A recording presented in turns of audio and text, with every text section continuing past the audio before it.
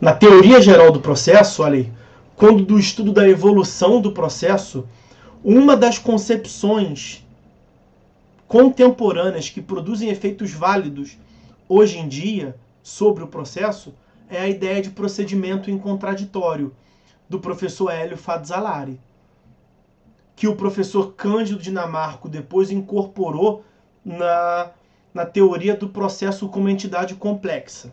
Então eu vou no quadro aqui, vou voltar lá mais uma vez, para tentar, tanto quanto possível, dar um passo atrás, para dar uma relembrada, mas sem também me devagar muito, que nós temos muita coisa para ver aqui nessa disciplina. Não podemos nos ocupar só de conceitos pretéritos, né? Mas vamos lá, para agradar, como já me disse um aluno meu, para agradar gregos e goianos. Então, o professor Cândido Rangel Dinamarco,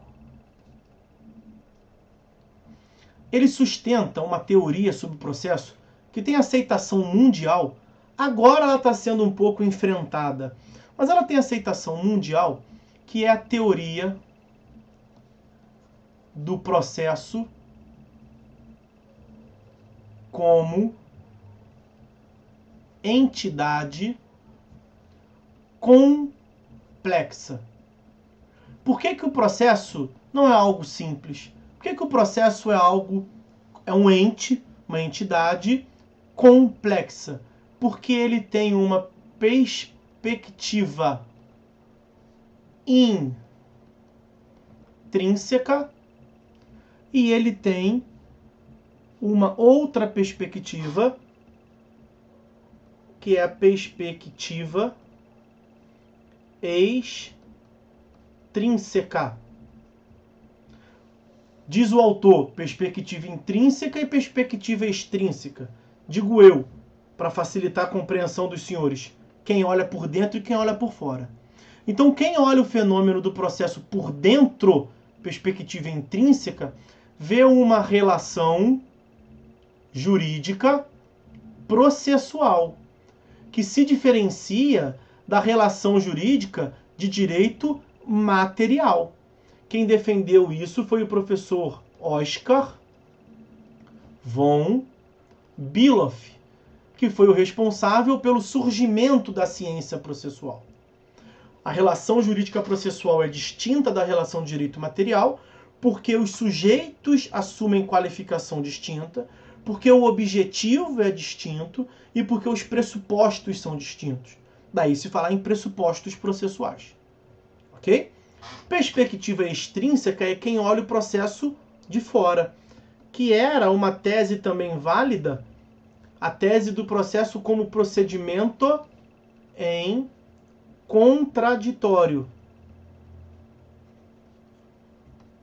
que é uma tese do professor Hélio Fadzalari,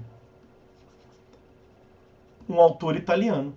O que o Cândido Dinamarco fez foi essencialmente juntar uma teoria que já existe com uma outra teoria que já existe. Essas teorias aqui, elas rivalizavam, quem está certo, quem está errado, e ele conseguiu mudar o panorama. Ele falou que elas coabitam, coexistem, elas se somam. Esse foi o grande ganho desse autor brasileiro, que resolveu um problema mundial. Então o processo tem uma perspectiva intrínseca, uma perspectiva extrínseca. Isso aqui é uma parcela da minha aula de TGP 2. Agora trazendo, se é possível encarar o processo como uma das suas leituras, como um procedimento em contraditório, nós teremos que estudar o procedimento. E o que nós vimos lá naquela aula introdutória, de apenas um resumo? O que é procedimento? Procedimento pode ser entendido como uma sequência que observa uma ordem, sequência ordenada de atos. Nós estamos falando do procedimento no sentido jurisdicional, né? Então são de atos processuais destinados, estou conceituando aqui, ao exercício da jurisdição. Então, meus amigos, o processo começa com o direito de ação, o processo se destina ao exercício da jurisdição, e o processo, visto como sentido de procedimento, vai encher esse quadro aqui. Vai apresentar diversos atos processuais. Então, a leitura, o coletivo de atos processuais, vamos assim dizer, é procedimento. Procedimento é justamente uma visão global desses diversos atos, analisados no seu conjunto. E esse procedimento aqui, ele se desenvolve em contraditório. Fala autor, fala réu, fala juiz, fala terceiros. Todos participam em contraditório. Essa é uma das perspectivas do processo como procedimento em contraditório. E aí, olhando com um zoom ainda maior, se formos aprofundar o zoom, nós veremos que esse direito de ação que dá início ao processo, ele é representado pela petição inicial. PI é um resumo, é a filosofia do Jaimin de petição inicial. Então aqui está a estrutura do processo. Eu vou ver se eu consigo representar isto numa tela só. Está aqui a petição inicial. Primeiro ato. O segundo ato é o chamado despacho preliminar. Eu vou abreviando aqui para tentar fazer isso caber numa tela só. Os senhores vão anotando aí. Despacho preliminar. O despacho preliminar consiste na análise dos requisitos da petição inicial. Requisitos que estão essencialmente no artigo 319 do CPC, e nós veremos aqui. O despacho preliminar pode ser positivo, e ele sendo positivo, está em verde, né? Positivo. Significa que está tudo ok. Estando tudo ok, em regra, isso nos leva à citação do réu. Mas o despacho preliminar pode ser também negativo. Sendo o despacho preliminar negativo, o juiz vai determinar a emenda da petição inicial, que falaremos aqui. Recebendo a emenda pela parte, o juiz vai fazer um despacho preliminar, vai analisar, e ele pode ser positivo, corrigir o erro e vai levar à citação, ou ele pode ser de novo negativo, botar só um N aqui, e esse despacho preliminar negativo, o segundo, já nos possibilita o indeferimento da petição inicial, que gera a extinção prematura do processo. Eu disse que o despacho preliminar positivo, ele leva, em regra, à citação, porque a exceção que nós temos está aqui, no julgamento liminar de improcedência do artigo 332, nós falaremos de tudo isso aqui. Isso aqui é só a apresentação do procedimento para vocês. Cada um desses tópicos nós teremos uma aula ou 2 aulas para um tópico só. Então nós temos muita coisa para fazer. Então, passado pelo despacho preliminar, tá tudo certo, porque se tiver errado, indefere, né? Tá tudo certo, seja de início, seja pela emenda, nós vamos, em regra, desde que não seja caso de julgamento liminar de improcedência, nós vamos determinar a citação. Citação para quê? Para que o réu compareça a uma audiência de conciliação ou mediação, do artigo 334.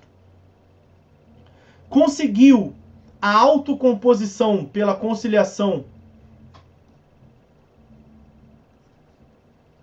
ou pela mediação, nós vamos ver a distinção, o juiz homologa por sentença. O juiz homologa por sentença. E o processo também chega ao fim aqui no início. Não teve acordo, não teve autocomposição, vamos para o próximo ato. O próximo ato é a resposta do réu. A resposta do réu pode ser contestação ou reconvenção. Recebida a resposta do réu, a próxima fase são as providências preliminares. Providências preliminares que o Código trata como 3 institutos, que são a réplica,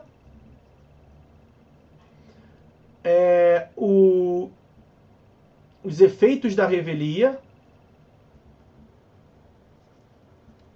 e o saneamento. A revelia é um fenômeno que se dá aqui, ó. É a ausência de contestação, como nós veremos, tá?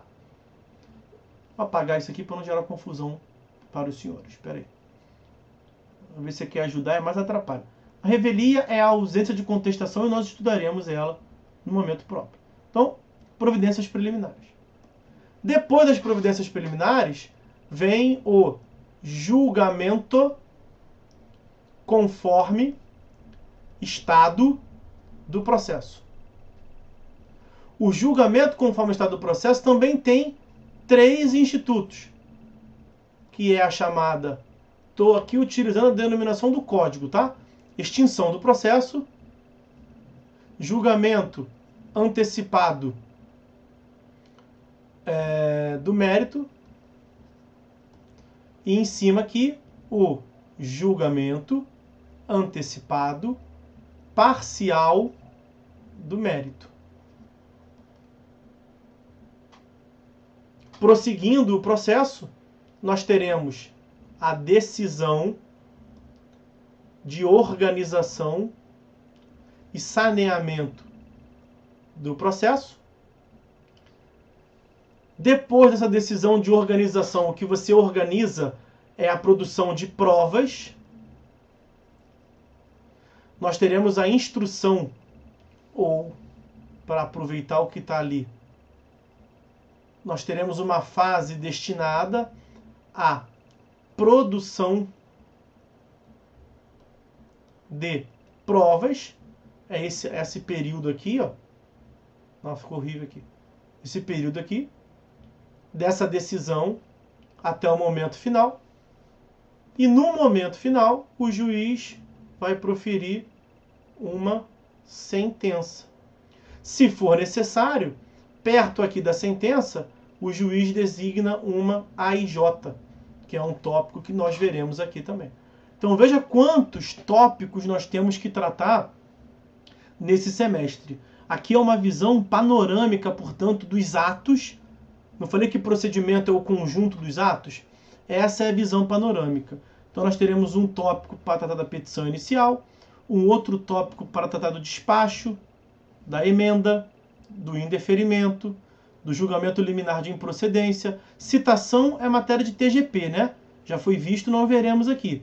Aí falaremos da audiência de conciliação e mediação, da resposta do réu, que pode ser contestação ou reconvenção.